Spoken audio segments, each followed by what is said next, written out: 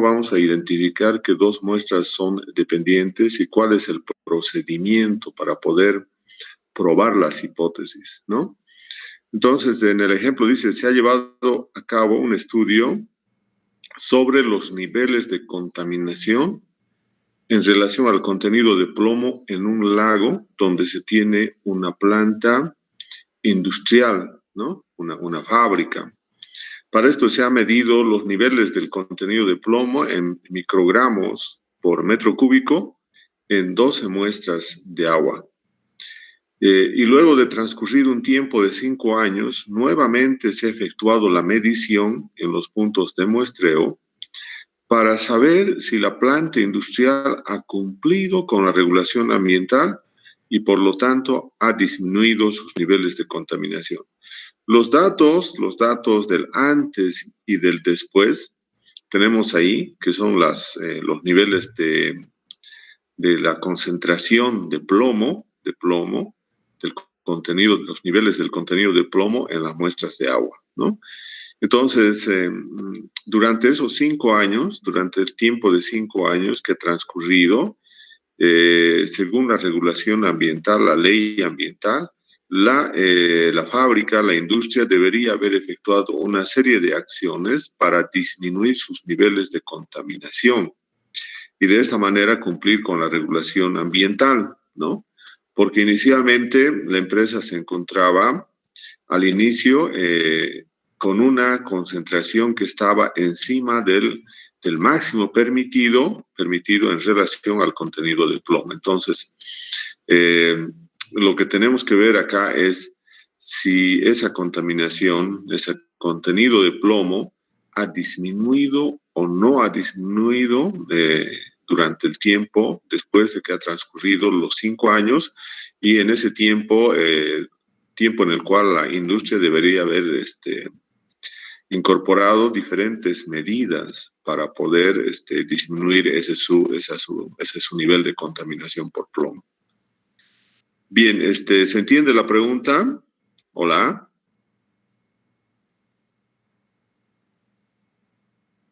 Hola, hola, ¿se entiende la pregunta? ¿Tienen alguna duda?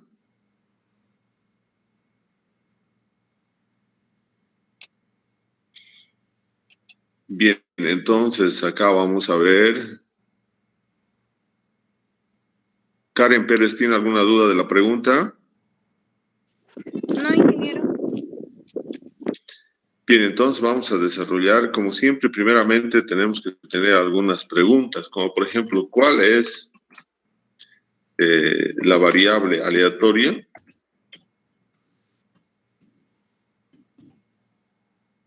¿Cuál es la variable aleatoria? Acá la variable aleatoria es el nivel o el contenido de plomo, ¿no? O la concentración de plomo en las muestras de agua.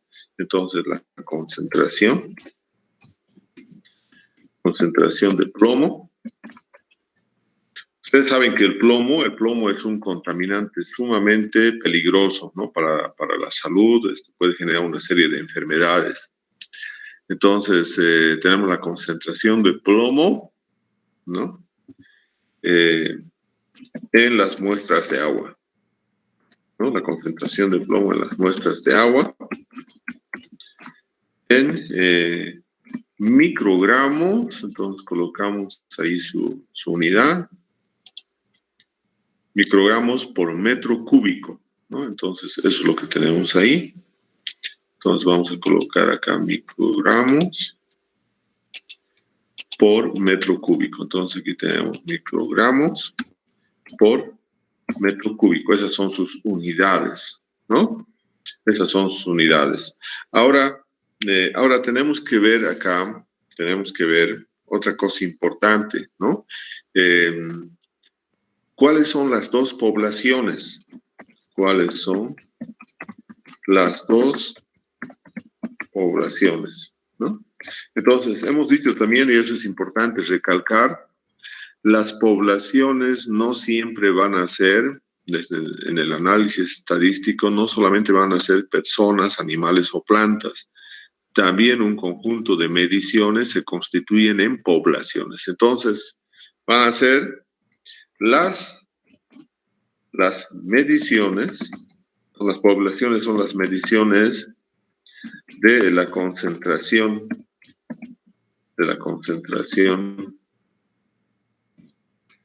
de plomo, ¿no? Antes y después de transcurridos los 5 años, un tiempo de 5 años.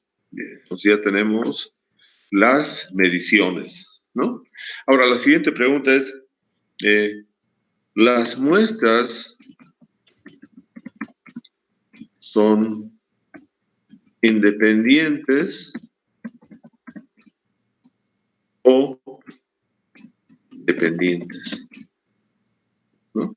Acá, ¿cómo vamos a identificar y saber si las muestras son independientes? Haciendo un análisis de cómo se han obtenido las muestras.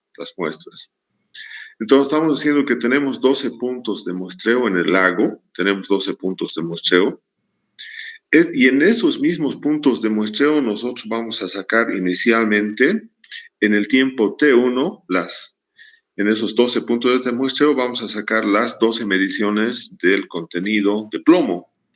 Transcurrido un tiempo de 5 años, vamos a volver a esos puntos de muestreo y vamos a obtener de los mismos 12 puntos de muestreo las concentraciones de plomo en microgramos por metro cúbico. Por lo tanto, en cada uno de estos puntos de muestreo, ¿no? Vamos a tener dos mediciones. Una medición antes de transcurrido los 5 años y otra medición después de transcurrido los 5 años, donde la industria debería haber realizado una serie de acciones para disminuir sus niveles de contaminación. Entonces, las muestras son dependientes. ¿Por qué dependientes? Porque vamos a realizar las muestras de las dos poblaciones que ya hemos definido en la pregunta cuáles son las dos poblaciones.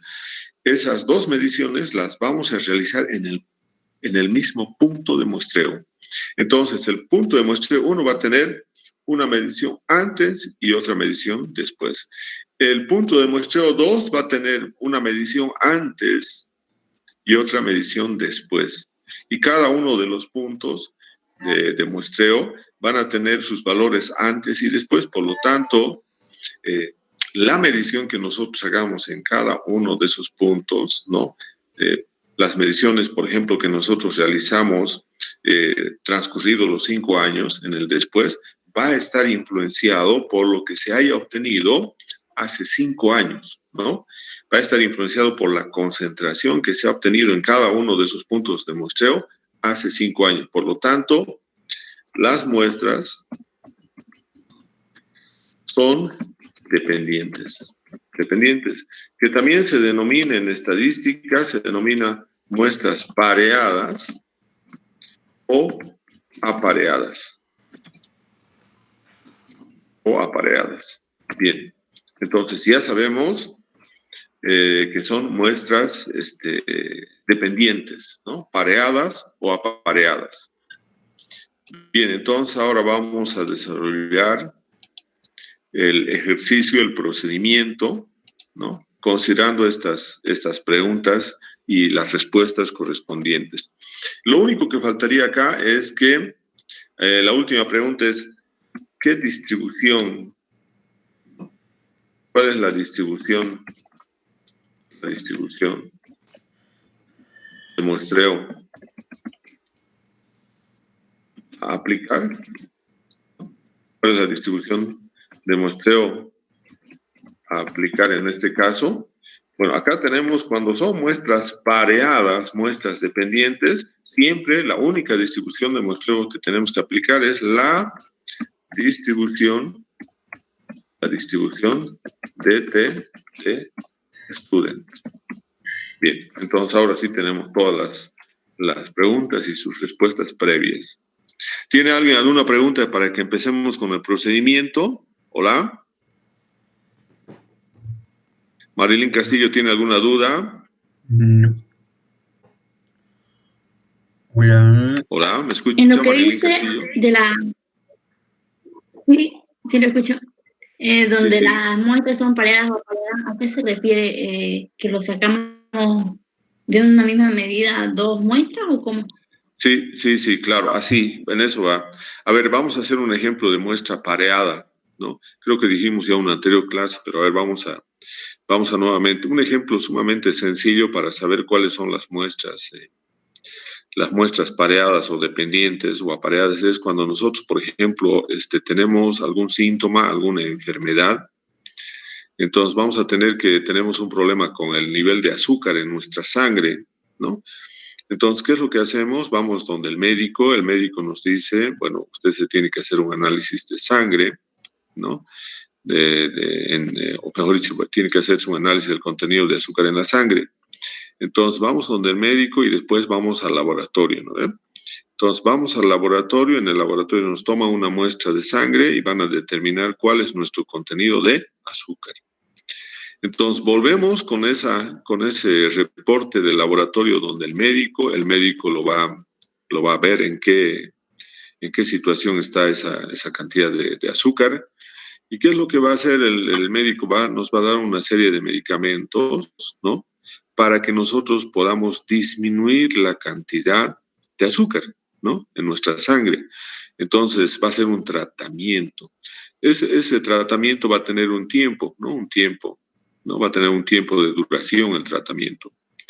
Para saber si realmente el tratamiento está siendo efectivo, transcurrido ese tiempo, el médico, ¿qué es lo que tiene que hacer? Nuevamente uno va donde el médico y nuevamente el médico va a pedir otro examen, ¿no? De laboratorio para medir nuevamente el contenido de azúcar en la sangre para saber si el tratamiento está dando resultado o no está dando resultado. Entonces vamos a tener, si nosotros hacemos ese experimento en 10 personas o en 15 personas, en cada una de ellas vamos a tener el contenido, la concentración de azúcar antes y después del tratamiento. Entonces, en esas mismas personas, en esas mismas 12 o 15 personas que serían nuestra muestra, en las mismas vamos a aplicar las muestras de las dos poblaciones. O sea, las dos poblaciones son el antes y la otra población es el después.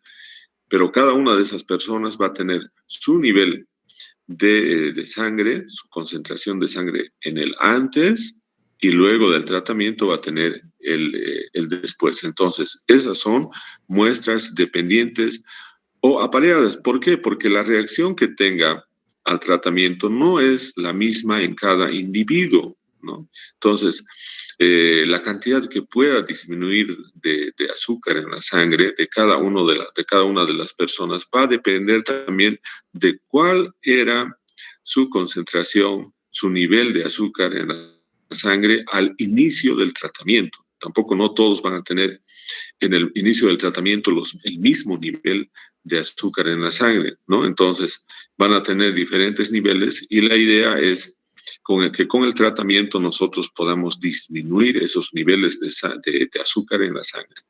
Bien, ahora no sé si se ha entendido. Hola. Marilyn Castillo, Sí, doctor. ¿se ha entendido? ¿O hay alguna Sí, duda muchas todavía? gracias. No. Bien, entonces, al mismo objeto, que en este caso va a ser la persona, en este caso los objetos son los puntos de muestreo, las muestras de agua, esos puntos de muestreo que nosotros hemos definido en el lago. Entonces, al mismo punto de muestreo, al mismo objeto de muestreo, nosotros vamos a aplicar los tratamientos de las dos poblaciones. Para nosotros esos tratamientos son el antes y el después.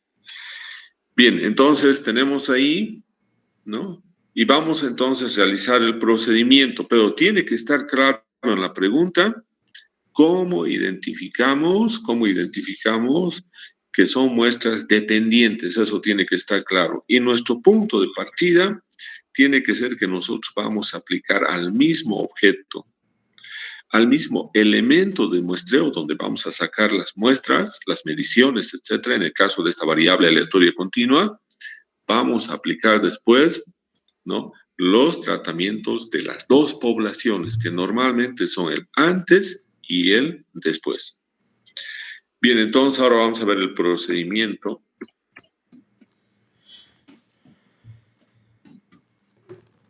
Entonces acá vamos a tener paso 1, establecer las hipótesis nula y alternativa. Bien, entonces acá vamos a establecer las hipótesis nula y alternativa. Bien, ¿qué es lo que nosotros esperamos? ¿No? Nosotros estamos esperando que esa industria haya efectuado todas las correcciones para haber disminuido sus niveles de contaminación. Entonces, para nosotros, lo que esperamos es que la concentración en este caso de plomo, sea menor en el después en comparación con el antes. Esa es nuestra hipótesis alternativa. Nosotros hemos dicho que la hipótesis alternativa solamente tiene signos diferente, mayor o menor. En este caso, nosotros estamos esperando. ¿Qué estamos esperando? Que el después, las mediciones del después, ¿no? sean menores que las mediciones, ¿no? del antes, ¿no? O también podemos decir lo mismo si nosotros comparamos en el mismo orden y decimos nuestra hipótesis es alternativa, es que las mediciones del antes son mayores que las mediciones del después, ¿no? Entonces vamos a tener acá esas hipótesis, ¿no? Entonces vamos a poner las hipótesis. Tenemos que tomar en cuenta que estamos queriendo ver que el después sea menor que el antes, ¿no? Porque estamos queriendo que la industria disminuya sus niveles de contaminación transcurrido esos 5 años. Entonces, lo que estamos queriendo probar si realmente habrá disminuido o posiblemente ha disminuido tan poco esos niveles de plomo que estadísticamente no hay diferencias significativas y por lo tanto es la misma la concentración del antes y del después. O podría ser hasta que el resultado sea lo inverso, que en vez de que disminuya en el transcurrido ese tiempo de 5 años haya sido mayor. Entonces acá vamos a tener las hipótesis nulas y la hipótesis alternativa. Entonces la hipótesis nula va a ser acá que mu, estamos viendo la media, estamos comparando la media de la concentración, ¿no? Entonces, que la media de la concentración del antes sea mayor que la concentración del después, ¿no? Versus, ¿no? Ahora versus la hipótesis nula, que nos dice que acá vamos a tener una media que va a ser menor o igual, ¿no? Menor o igual. Entonces tenemos ahí nuestro valor y ahí vamos a tener también entonces ahí. Bien, entonces ahora vamos a colocar nuestros datos de las hipótesis y decimos entonces la hipótesis alternativa, así para continuar con esos, con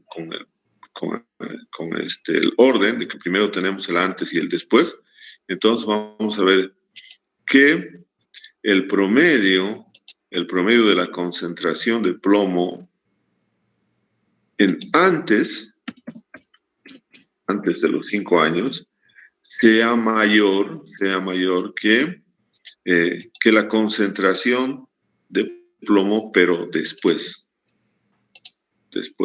¿no? Entonces aquí vamos a tener después.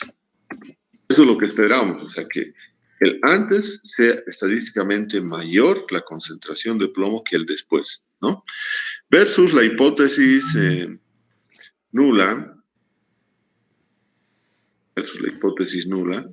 de que la media del antes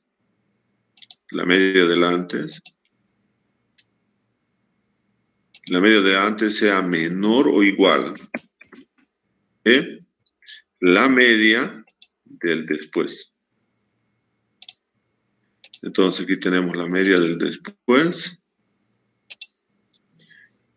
Bien, entonces, esta sería nuestra hipótesis nula y nuestra hipótesis alternativa. Bien, entonces esto lo vamos a resaltar, ¿no?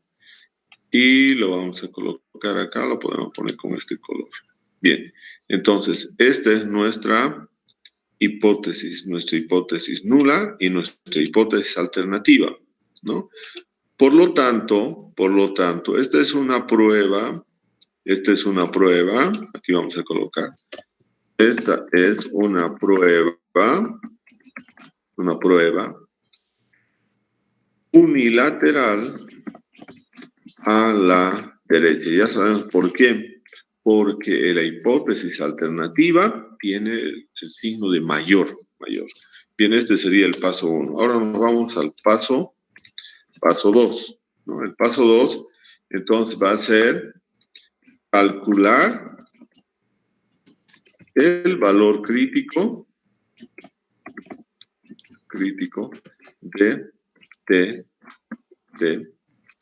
students. Entonces, ahora tenemos que calcular el valor crítico. Antes, ¿alguien tiene alguna pregunta en relación al paso 1? Hola.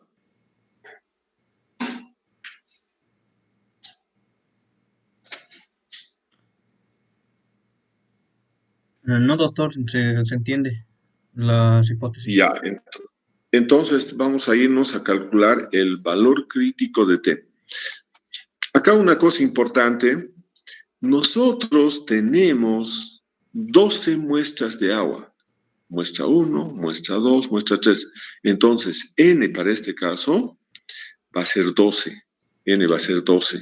Entonces, N va a ser 12 puntos de muestreo, ¿no? Es lo mismo que en el anterior caso.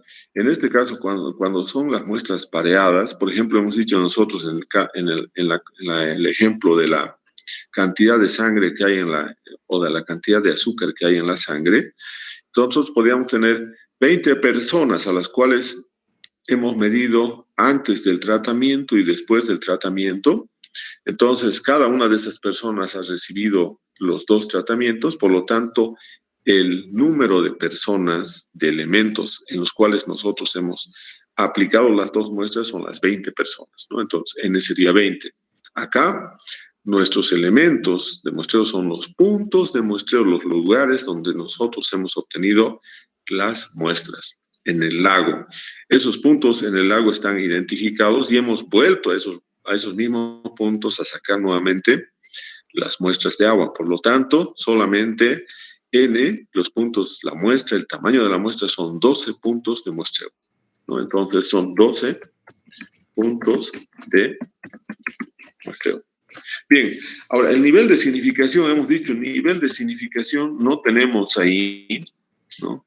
No tenemos, pero nosotros tenemos que colocar, entonces cuando no tenemos, hemos dicho que tenemos que colocar que es 0.05, ¿no? Por default colocamos eso. Bien, porque no tenemos en la pregunta no dice nivel de significación, entonces colocamos el 5%, que sería también eso que tenemos ahí. Bien, entonces tenemos ahí eso, y ahora vamos a calcular el T crítico. T crítico. Bien, el T crítico lo vamos a calcular con IMP. No nos tenemos que olvidar que estamos trabajando con la cola derecha, porque es una prueba unilateral a la derecha. Por lo tanto, acá vamos a ir a imp.t, ¿no? Y imp.t nos calcula desde la izquierda, siempre desde la izquierda, pero nosotros estamos en la derecha, por lo tanto va a ser 1 menos 0.05. Si fuera en la izquierda, si fuera la prueba unilateral a la izquierda, no necesitaríamos estar 1 menos el valor. Directamente sería ahí solamente 0.05, porque Excel tiene una sola fórmula para calcular el valor de T dada la probabilidad, pero siempre eso viene el cálculo desde menos infinito, desde la cola izquierda. Entonces, por eso es que nosotros estamos restando 1 menos el nivel de significación para poder tener el valor de t, pero en la parte derecha, que es con la que estamos trabajando, porque es una prueba unilateral a la derecha. Bien, los grados de libertad van a ser 12 menos 1. Bien, aquí tenemos entonces el t crítico. Bien, ese entonces es nuestro t crítico, que lo vamos a colocar acá. Entonces tenemos nuestro t crítico, lo vamos a colocar con 3 decimales. Bien, entonces ese es nuestro t crítico, ya tenemos nuestro t crítico ahí, ¿no? Entonces, nuestro t crítico también nosotros lo podemos graficar, ¿no? Lo podemos graficar. Es 1,79, 79,6 nuestro. Entonces, para eso podemos irnos a ver acá, en Infostat. En Infostat, entonces podemos volver. Vamos a ver Infostat.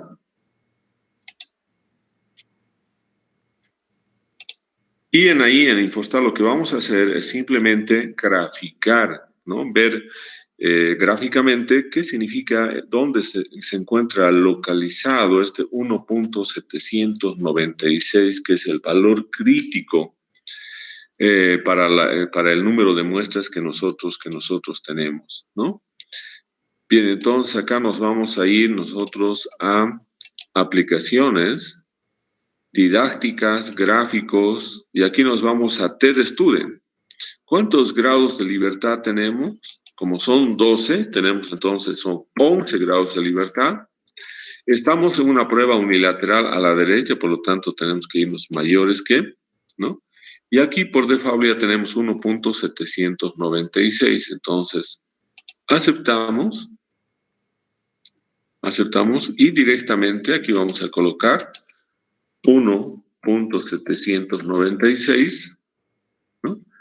Y entonces ya tenemos nuestro gráfico, entonces copiamos y lo vamos a ir y lo vamos a pegar en Excel. Bien. Ahora, ¿todos pueden ver el gráfico en Excel? ¿Hola? ¿Hola? Sí, se ve, doctor. Se ve. Bien, entonces acá, esta es nuestra curva de la distribución de TEDStudent. El área que está coloreada es el área de significación que corresponde a 0.05, aquí tenemos, ¿no? Para un TEDStudent con 11 grados de libertad.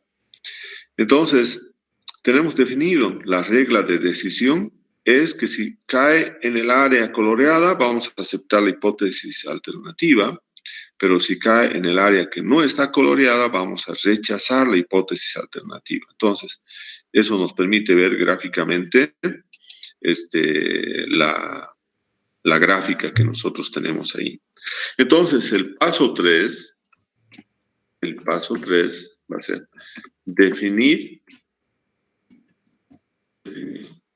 las áreas o las regiones de aceptación y rechazo de la hipótesis alternativa, ¿no?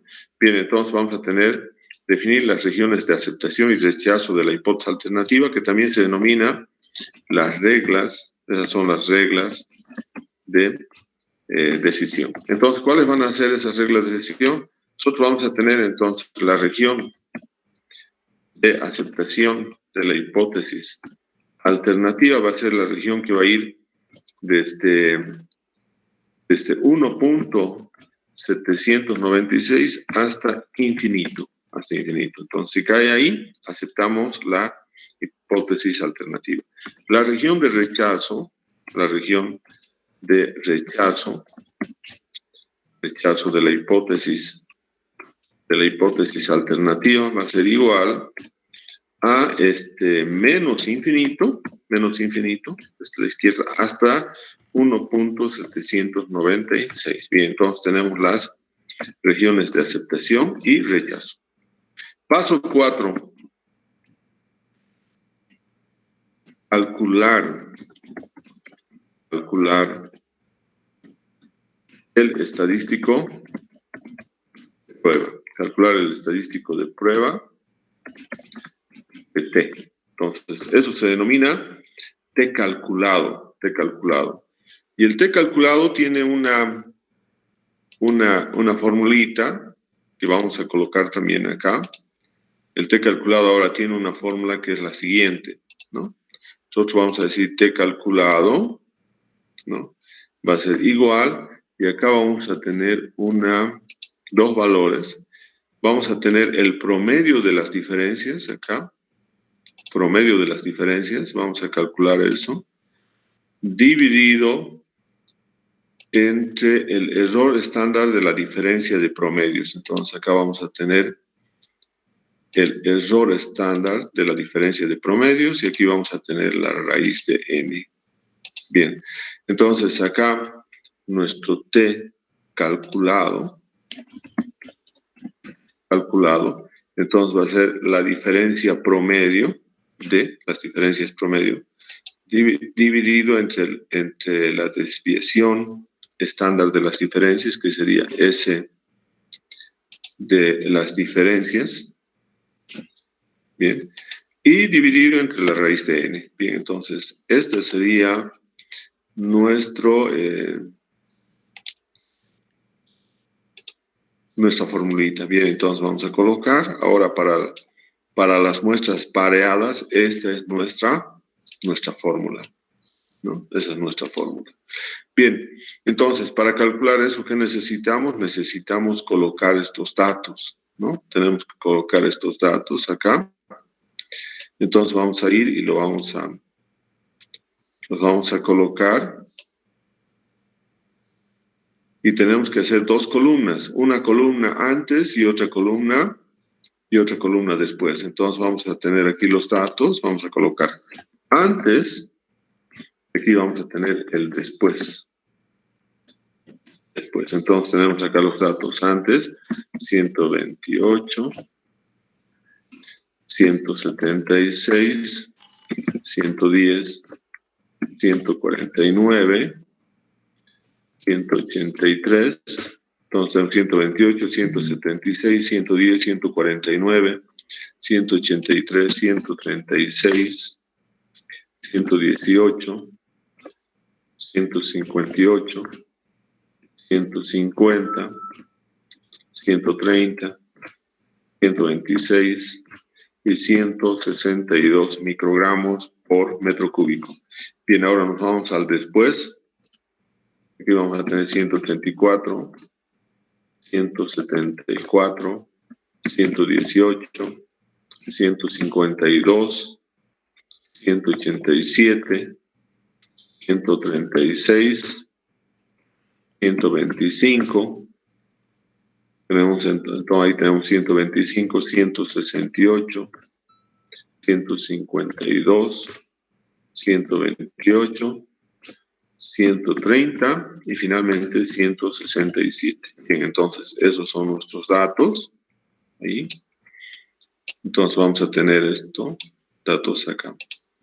Bien, una cosa importante cuando nosotros tenemos muestras pareadas es que son estos los mismos puntos, ¿no?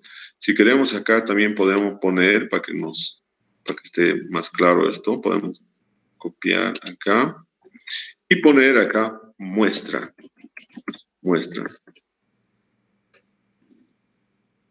¿Está? Entonces aquí vamos a tener 1, 2, 3, 4, 5, 6, 7, 8, 9, 10, 11 y 12. Bien, entonces tenemos ahí las muestras, ¿no? Entonces son 12 muestras en las cuales, por ejemplo, este sería el primer punto de muestreo en el lago, donde nosotros tenemos una medición inicialmente de 128 microgramos por metro cúbico y después de transcurridos 5 años es 134. Entonces, en este punto, por ejemplo, en vez de disminuir, ha aumentado, ¿no? Ha aumentado más bien la concentración. Bien, entonces acá lo que vamos a ver ahora es, vamos a generar una nueva variable que es la diferencia. La diferencia. Entonces, ¿cuál es la diferencia? La diferencia va a ser justamente, ¿no?, la resta entre el valor inicial y el valor final, que sería el antes menos el después, ¿no? Entonces, acá vamos a tener esos valores. Fíjense, algunos son positivos, algunos negativos, ¿no?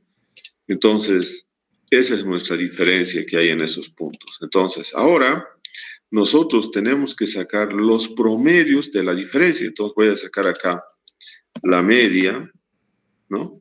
Necesito sacar también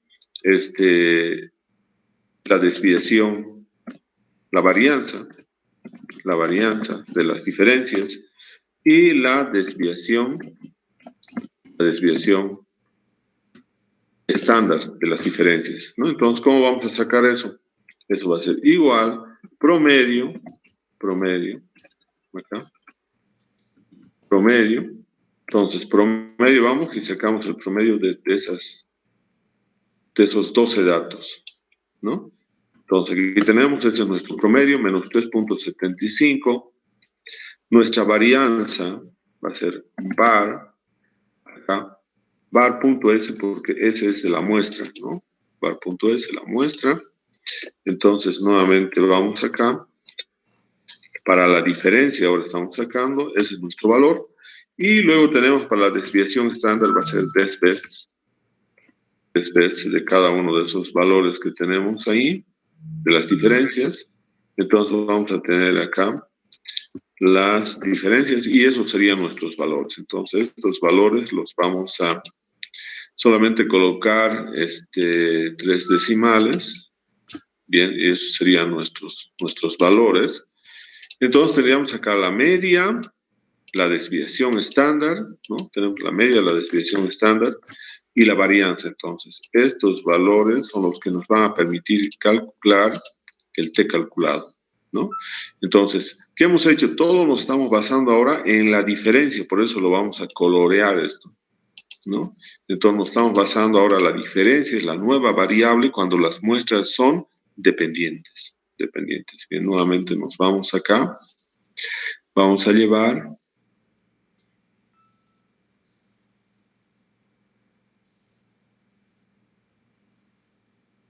bien, ahí. Entonces, tenemos ahí, ya tenemos eso. Bien, ahora entonces, ¿qué es lo que vamos a hacer? Vamos a aplicar la formulita. Bien, entonces, ¿dónde está nuestra fórmula? Acá está nuestra fórmula, la vamos a copiar nuevamente. Copiamos la formulita. Bien, aquí la podemos copiar. Entonces, vamos a tener ahora el T calculado, ¿no? El T calculado. El calculado va a ser igual, dice, a la media de las diferencias. La media de las diferencias es ese valor dividido, ¿no?, entre el error, esta es la varianza, la desviación estándar de las diferencias. Entonces, esta es la desviación estándar de las diferencias, que sería este valor. Esa es la desviación estándar de las diferencias, dividido entre la raíz de n. n, ¿cuántos son? Son 12. Entonces tenemos 12. Bien, entonces este sería nuestro T calculado. ¿No? Entonces, ¿dónde estará nuestro T calculado? Entonces vamos a ver acá. Vamos a colocar también los 3 decimales. Los 3 decimales, acá. Bien, entonces es menos 3.425. Fíjense dónde estamos. Estamos, para aceptar la hipótesis alternativa tenemos que estar en esta área, pero nosotros estamos más bien acá, ¿no? Entonces estamos en el área de rechazo de la hipótesis alternativa. Entonces decimos acá, ¿no?, que una vez que tenemos calculado eso, ¿dónde estará? Entonces estamos más bien, ¿no? Estamos más bien, si nosotros seguiríamos con eso, ¿cuánto de error estaríamos cometiendo? Entonces, si nosotros seguiríamos con eso, vamos a colocar acá, a ver, tenemos nuestro valor que hemos calculado es menos 3.425. Estamos trabajando, es una prueba unilateral a la derecha. Por lo tanto, si nosotros aplicaríamos esto acá, así aplicaríamos entonces acá, vamos a tener mayor o igual, ¿no? Entonces aquí tendríamos menos 3.425, y aquí también tendríamos menos 3.425, ¿no? Que sería el valor que estuviera ahí, ¿no? Entonces, si nosotros vemos ahora, y vamos a pegar el gráfico acá, ahí lo vamos a pegar.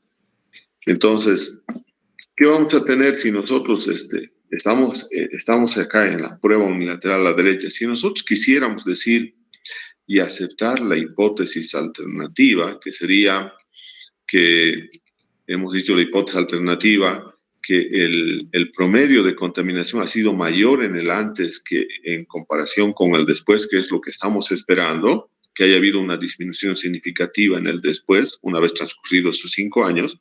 Si nosotros aceptaríamos en estas condiciones, la probabilidad de equivocarnos, ¿cuánto sería? 99.72%. Sería, o sea, no puede, tendríamos solamente la opción de que si en 100 veces nosotros indicaríamos eso, una sola de ellas sería correcta, ¿no? Entonces, es imposible aceptar la hipótesis alternativa, porque esta área tiene que ser menor a esta área que nosotros tenemos en la derecha acá. Esta área es sumamente mayor porque se ha ido hasta la izquierda, pasado el 0, se ha ido hacia menos 2.76, está mucho más allá todavía, está menos 3.425, ¿no?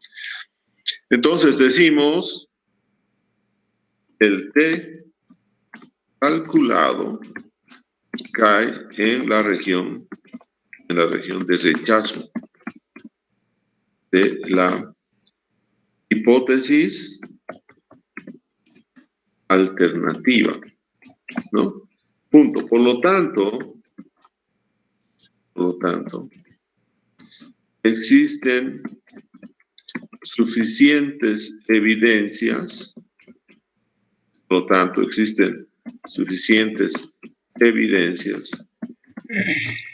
para afirmar que la concentración, ¿no? Entonces, o nivel, aquí hemos dicho que los niveles de contenido de plomo, eso es importante, afirmar que los niveles de contenido de plomo es ahora, ¿qué hemos dicho? ¿Qué tenemos en la hipótesis nula? Que es menor o igual, ¿no? Entonces, afirmar que los niveles de contenido de plomo, ¿no? Antes de los 5 años,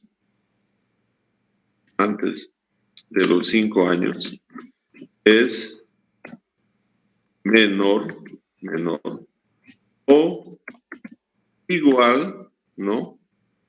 Al contenido de plomo, ¿no? Después de transcurrido los 5 años. Entonces estamos diciendo es mayor, ¿no? Entonces, por lo tanto, estamos afirmando que los niveles de plomo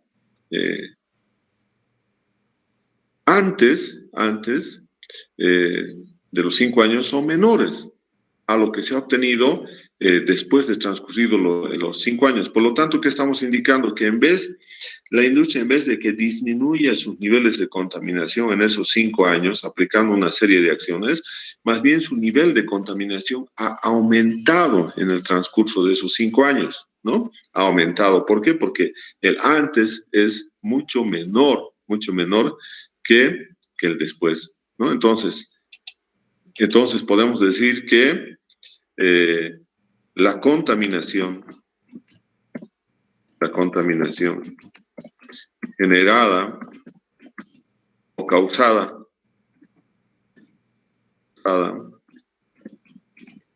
por la industria ha aumentado durante los 5 años en vez de disminuir, que era de disminuir, ¿no? Y llegar y tener niveles debajo del umbral permitido. Bien, entonces, esa sería nuestra conclusión en relación a la definición que estamos indicando. ¿Alguna pregunta? Hola.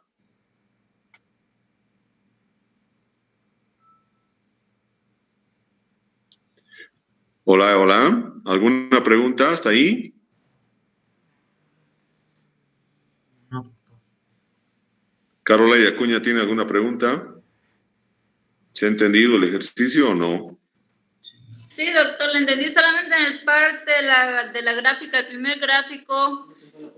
En vez de 12 le puso 11, ¿eso es porque estaba calculando al lado derecho o izquierdo? No, el 11 son los grados de libertad, ¿no? Sí, pero nuestro grado de libertad no serían 12.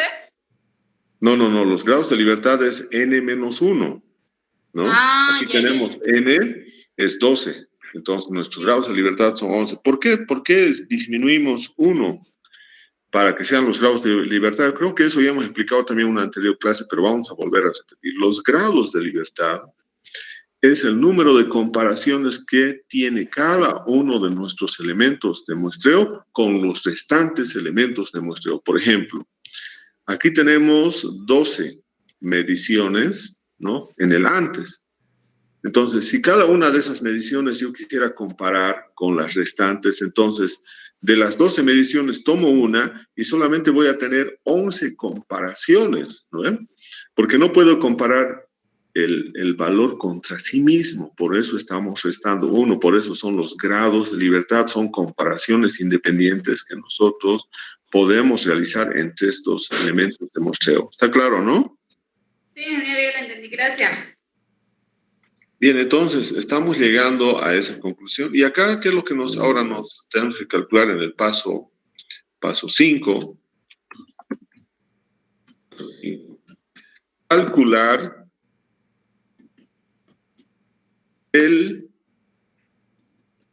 la probabilidad de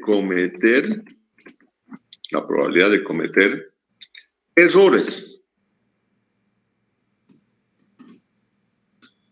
¿Cuál es la probabilidad de cometer errores en nuestra conclusión, en la conclusión anterior, ¿no? En nuestra conclusión, calcular la probabilidad de cometer errores en nuestra conclusión, si aceptaríamos la hipótesis alternativa, lo cual no es posible en este caso, no es posible, pero a ver, vamos a calcular eso. Eso es P, el P-valor, ¿no? El P-valor es lo que vamos a calcular ahora. En el P-valor vamos a calcular igual. Entonces vamos a tener acá otra función. Nuestra función va a ser dis.norm.stand acá. Bien. ¿Qué valor de z tenemos para eso? Va a ser nuestro z calculado, este de acá, ¿no? Y acumulado, sí, verdadero. Pero hay una cosa que nos tenemos que olvidar. Esto, si nosotros daríamos ahí enter, nos va a calcular el área que viene desde menos infinito hasta ese punto. Pero nosotros estamos en la cola derecha porque es una prueba unilateral a la derecha. Por lo tanto, aquí tenemos que colocar también 1 menos esta área, ¿no? Entonces, esa va a ser nuestra área. ¿no? Entonces vamos a restarle y vamos a colocarle, lo podemos colocar 5 decimales, y entonces acá 0,99, 69 es lo mismo que nosotros tenemos acá, ¿no? Es ese valor 99, ¿no? Entonces, tenemos ahí nuestro valor. Pero, acá, estamos haciendo mal. ¿Alguien podría decir que está mal lo que estamos haciendo? ¿Alguien podría decir cuál es el error acá? ¿Hola? ¿Podría decir cuál es el error? Hay un error grave en lo que hemos hecho. ¿Cuál sería el error? El error es que nosotros no podemos utilizar la distribución normal Z en este caso. ¿Qué distribución tenemos que utilizar? La distribución de t-de-student es la única que se aplica en muestras pareadas o dependientes. Entonces acá nosotros estamos aplicando una distribución que no es la correcta. Entonces tenemos que ir nuevamente acá y colocar distr, pero tiene que ser de t. Entonces vamos a buscar acá. Bien, acá fíjense, tenemos acá, devuelve la distribución de t-de-student, dice, desde la cola derecha. Entonces, en t-de-student sí podemos sacar directamente de la cola derecha, por lo tanto, no necesitamos restar, ¿no? No necesitamos restar, entonces vamos a tener acá igual, dis.t, a ver, vamos a ver, acá, dice dis.t.cd de la cola derecha. Bien, ahí está la cola derecha. ¿Cuál es nuestro valor de X? Es este valor, el t calculado, ¿Y cuántos son sus grados de libertad? Sus grados de libertad son, aquí tenemos, 12 menos 1, ¿no? 12 menos 1. Bien, ahora sí está bien, ¿no? Porque tiene que ser distribución de t-de-student. Ahora vamos a ver, ahora es 0,99, 716, y ahora tenemos acá 0,99, 716, el mismo área que está coloreada. Esa es la posibilidad de equivocarnos, o sea, que si nosotros quisiéramos decir, no, que ha habido una disminución de la contaminación, nuestra posibilidad de equivocarnos, ¿cuánto sería? 99.72%, ¿no? Entonces, con esa posibilidad de equivocarnos, nadie nos va a creer esta afirmación de que ha habido una disminución, porque ya hemos indicado de que el punto, el t calculado es negativo, cae a la izquierda de 0, ¿no? Entonces, el t calculado se ha ido y eso a la curva que está en la izquierda. Entonces, imposible, no hay ninguna posibilidad de que se pueda aceptar la hipótesis alternativa y de todas maneras se la tiene que rechazar. Bien, ¿alguna pregunta? Hola.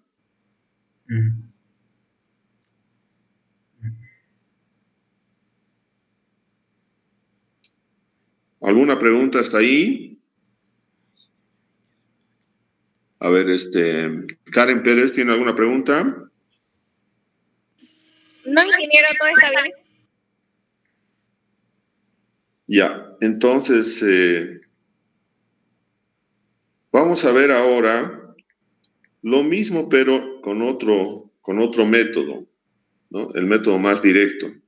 Y para eso tienen que tener en datos, tienen que tener acá, en datos, tienen que tener el análisis de datos. Creo que eso también hemos visto ya en la anterior clase. Todos tienen esa herramienta, ¿no? Sí, ya lo... Ya. Sí. Entonces, vamos a trabajar con esa herramienta. Entonces, nosotros nos vamos a ir entonces a datos, y nos vamos a ir después a análisis de datos, y ahí también les va a aparecer, cuando son muestras dependientes, se supone que ustedes ya han definido todas las cosas de ahí, que son muestras dependientes, cuál es la variable. Al final, dice acá, prueba de T para de dos muestras emparejadas. Entonces, esto también se conoce muestras apareadas, muestras pareadas, muestras emparejadas, muestras dependientes, es lo mismo. ¿Está claro, no? Entonces nos vamos a ir, cuando tenemos muestras dependientes, comparación de dos muestras, de dos poblaciones que tienen, que son dependientes, entonces vamos a aceptar esto. Bien. Y lo mismo nos vamos a ir acá, ¿no? ¿Cuál es el rango para la variable 1? Para la variable 1, ¿cuál va a ser la variable 1? Lo que es el antes. Entonces acá vamos a ir todo lo que es el antes, ¿no? Bien, ya tenemos seleccionado. Ahora nos vamos para la variable 2, que va a ser todo lo que es el después. Bien, entonces tenemos el antes y el después. Y acá los rótulos vamos a también seleccionar. ¿Y qué estamos esperando en la diferencia hipotética, no? Nuestra hipótesis, fíjense, la hipótesis nula dice que sea menor o igual el antes en comparación con el después, que sea menor o igual. Entonces, como estamos indicando igualdad, esta diferencia hipotética va a ser 0. 0. Bien, ahora el rango de salida, ¿dónde queremos que nos dé las respuestas, todos los resultados? Entonces vamos a generarnos acá y lo vamos a llevar por acá. Acá queremos que nos ponga, aquí justamente vamos a poner. Bien, ahí. Bien, aceptamos. Bien, ahora vamos a ver si tenemos lo mismo, ¿no? Entonces acá nosotros vamos a sacar los datos. Bien. Entonces acá vamos a tener observaciones, coeficiente de correlación. Vamos a insertar acá formato de celda. Le vamos a dar ajustar.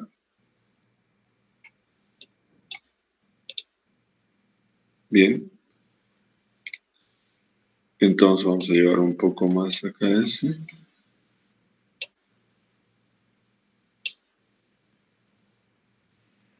Bien, aquí tenemos el coeficiente de correlación de Pearson. Bien, ¿qué más tenemos? La diferencia hipotética. Bien, si no lo podemos llevar al otro lado mejor, si no lo vamos a colocar mejor al otro lado. Bien, entonces nos vamos acá. Ahí, ya, entonces vamos a ver las preguntas en el otro lado.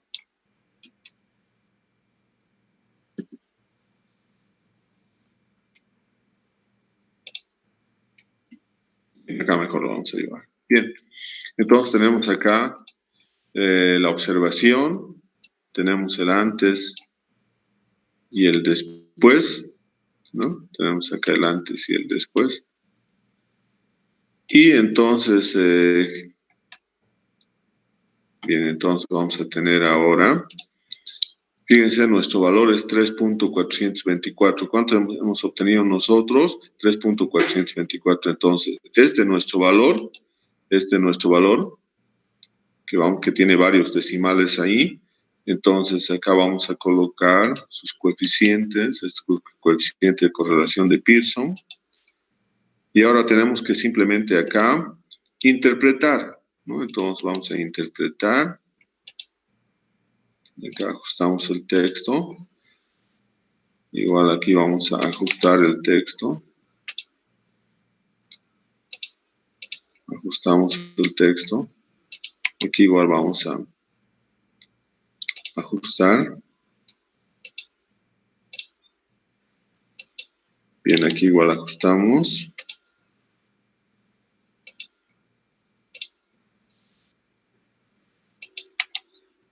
Aquí tenemos igual ajustar texto. Y finalmente vamos a tener estos dos valores acá. Ajustar texto. Bien, y ahora interpretamos. Tenemos que interpretar y nos tiene que salir los mismos resultados que nosotros hemos obtenido ahí. Bien. Entonces tenemos acá, el T calculado es 3 menos 3.425. Entonces tenemos acá, ese T calculado, ¿cuál es? Es este de acá. Entonces el resultado es similar, ¿no? Es el mismo ahí. Entonces acá vamos a colocar. Bien, y vamos a ir colocando acá. Bien, entonces estamos comprobando que este valor, que está con rojo, es el T calculado, que es el mismo, ¿no? Entonces, nuestro valor es el T calculado para nosotros, T calculado. Entonces, está bien, T calculado, ¿no? Bien, entonces tenemos el T calculado. Bien. Y tenemos acá de que estamos queriendo ver, ¿no? Estamos queriendo ver acá, tenemos el valor crítico. ¿Dónde está el valor crítico? 1.796, ¿dónde está? Aquí está, justamente acá. Entonces, el valor crítico, que también es este que tenemos acá, que nosotros hemos calculado, 1.796, lo vamos a colocar, ¿no? Este también lo vamos a colorear, porque ese también estamos comparando, que son lo mismo. Y también estamos comparando entonces el valor, ¿dónde está este valor? 1.796, este. Entonces, este es el T crítico, ¿no? El T crítico. Y tenemos acá nuestra probabilidad. Entonces, tenemos el valor crítico es 1.79. Bien. Entonces, ¿qué podemos decir con esto? Nosotros para poder, en este caso, para poder interpretar esta salida, ¿qué tenemos que decir? Entonces, acá vamos a colocar la condición. ¿Cuál es la condición? Entonces, acá vamos a colocar para aceptar la hipótesis alternativa, para aceptar la hipótesis alternativa, se debe cumplir con lo siguiente, ¿no? Se debe cumplir entonces, a ver, vamos a ver qué pasó acá. Se debe cumplir entonces con lo siguiente, ¿no? Entonces, bueno, acá vamos a colocar, ¿no? Debemos cumplir con lo siguiente, entonces aquí vamos a colocar.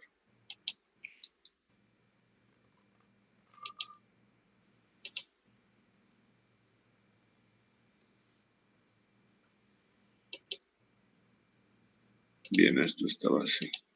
Bien. Entonces, aquí vamos a poner conclusión, mejor. Conclusión. Mejor pongamos interpretación, ¿no? Interpretación. Entonces, aquí vamos a poner la interpretación. Entonces, para aceptar la hipótesis alternativa, para aceptar la hipótesis alternativa, se debe cumplir lo siguiente. Dos puntos, ¿no? Entonces, acá tenemos la interpretación. Y tenemos entonces que para probar la hipótesis, para aceptar la hipótesis alternativa, ¿no? Para aceptar la hipótesis alternativa, entonces se debe cumplir lo siguiente, ¿no? El calculado, ¿no? Debe ser mayor al T crítico, ¿no? Cuando se tiene una prueba unilateral a la derecha, como es nuestro caso, ¿no? Entonces acá tenemos que comparar eso, ¿no? Entonces, ¿cuál es la posibilidad? La comparación del T calculado tiene que ser mayor para que nosotros podamos aceptar. Entonces, veamos si esto se cumple. Esto, podemos ver que no se cumple. No se cumple ya que acá estamos simplemente viendo acá. Tenemos el T calculado y tenemos el T crítico. Ya que el T calculado, ¿no? Ya que el T calculado, ¿cuánto tenemos? Menos 3.424, ya que menos 3.424 es mucho menor que nuestro T calculado, que sería T crítico, que sería 1.796. 1.796. Entonces, no se cumple, ¿no? Entonces, para aceptar la hipótesis alternativa se debe cumplir lo siguiente, hemos dicho, ¿no? Se debe cumplir lo siguiente. El T calculado debe ser mayor al T crítico cuando se tiene una prueba unilateral a la derecha. En este caso no se cumple, ¿no? Por lo tanto, se debe rechazar la hipótesis alternativa y aceptar que la contaminación, que los niveles de contenido de plomo, y aceptar que los niveles de contenido de plomo son mayores.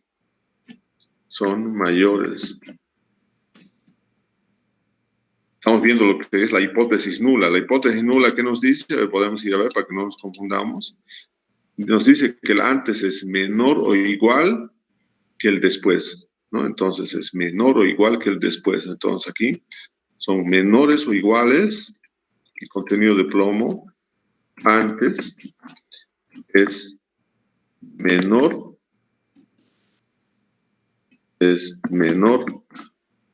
o igual, ¿no? Entonces, y aceptar que los niveles de contenido de plomo antes de los 5 años, podemos decir, de los 5 años, ¿no? Son menores o iguales, son menores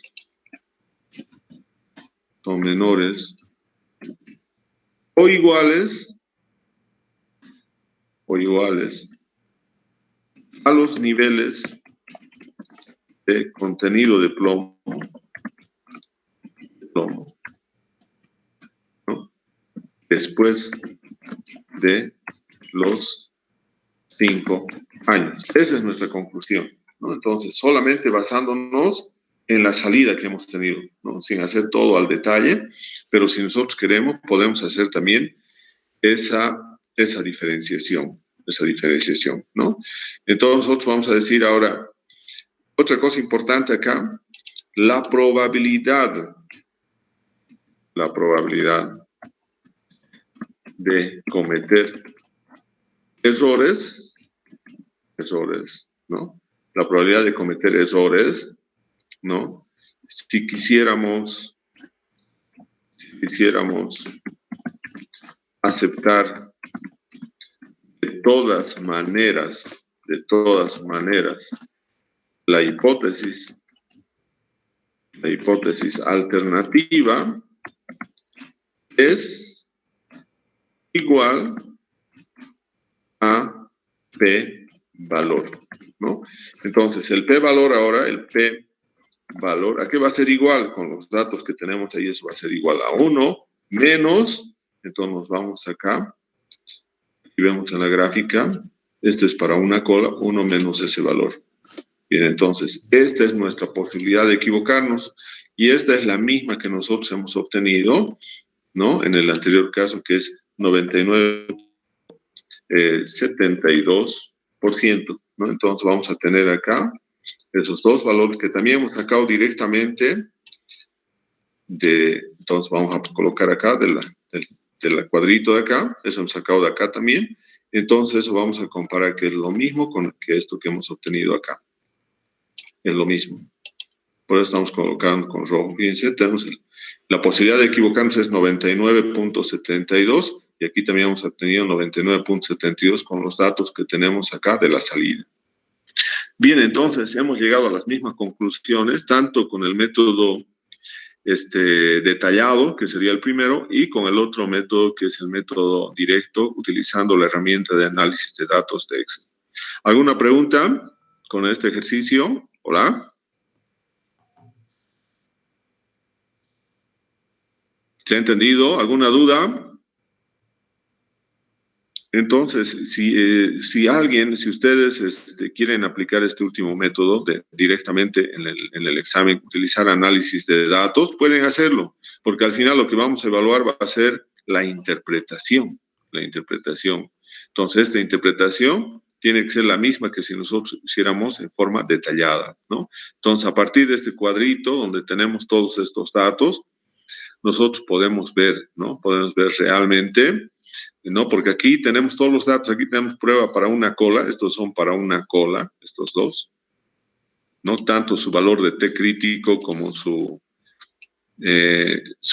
probabilidad, y esto es para dos colas, ¿no? Entonces, esto es también si la prueba fuera bilateral. Si fuera la prueba bilateral, entonces tendríamos que aplicar, hacer el análisis con estos datos. Si fuera bilateral, ¿no? Pero como es unilateral, estamos tomando en cuenta este dato. Otra cosa importante acá, Excel también nos está calculando siempre desde menos infinito, 0.002, menos infinito. Nosotros estamos en la cola derecha, por eso es que tenemos que restarle 1 menos esta área para que nos encontremos en la parte derecha, que es lo que nos interesa, y que en este caso corresponde a un área de 99,72, que también está acá en la graficado desde acá, desde más infinito hasta este punto que tenemos. Entonces tenemos 99,72%. Bien, entonces este sería el ejercicio, ¿no? Lo vamos a guardar y también les voy a enviar para que lo repasen. Y ahí entonces quedaría. No sé si alguien tiene alguna pregunta. Hola. ¿No hay ninguna pregunta? Bien, entonces vamos a quedar aquí. Vamos a llamar lista Carlos Quitín Núñez. Presente. José Armando Padilla. Padilla. José Armando Presente. Padilla. Ilsen Guerra. Presente, doctor. Ya, está bien. Ilsen Guerra. Presente. Carolay Acuña. Presente, doctor. Fabián Villagómez. Presente, doctor. Karen Pérez. Presente, doctor. Juan Carlos Rengel. Presente. Kevin Guzmán. Kevin Guzmán, ¿no está? Kevin Guzmán.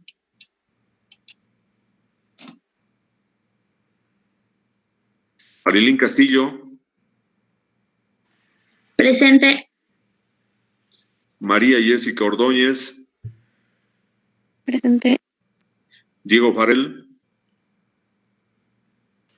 Presente. Y Alcides Supepi, ¿está? Alcides Supepi. Alcides Supepi, ¿no está? Presente, doctor. Ya, listo. ¿Quién falta? Kevin Guzmán no está siempre, ¿no? Bien, entonces. Estaba, doctor. Estaba hasta las 10 nomás. Pues se desconectó. Sí, creo Ya, que a ver, entonces vamos a guardar. Guardamos el otro registro también. Bien, entonces tenemos todo listo. Bien, entonces quedamos ahí, por favor, hay que estudiar, hay que rebasar. Y voy a mandar estos ejercicios hoy día y lo van revisando ya, porque tienen que practicar para poder desarrollar el examen, pues el segundo examen. El segundo examen va a estar concentrado fundamentalmente en lo que son pruebas de hipótesis, todos los casos que hemos visto. ¿Está claro, no? Bien, entonces vamos a quedar ahí. Hasta luego. Hasta luego, doctor. Hasta luego, hasta luego.